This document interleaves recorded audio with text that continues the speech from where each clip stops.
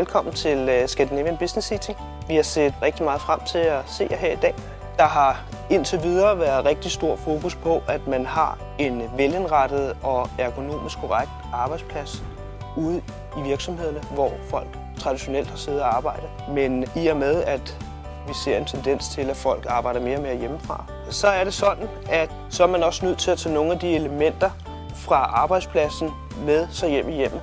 Så det er egentlig baggrunden for, at jeg er her i dag, og vi glæder os rigtig meget til at se jeres bud på hjemmearbejdspladsen anno 2017.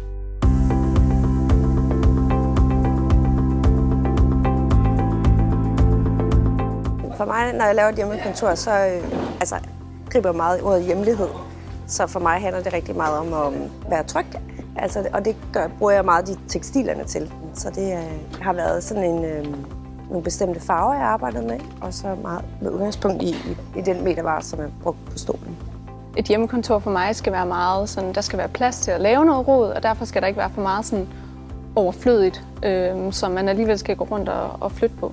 Så i stedet for så har jeg valgt ting ud, som enten har en eller anden betydning for mig, eller som tjener et formål. Og hvis jeg sådan i den der analyse ikke kan se et formål med tingen, så ryger den ud igen.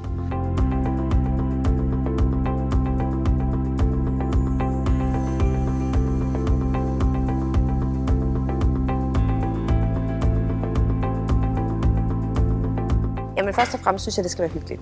Og det synes jeg jo, man gør ved at få det bløde ind, få det tekstil ind. Men først få de personlige ting ind, få billeder ind, små items, man har samlet på rejser. Og alle de der ting, man ikke har med på arbejdspladsen, så man kan mærke forskellen.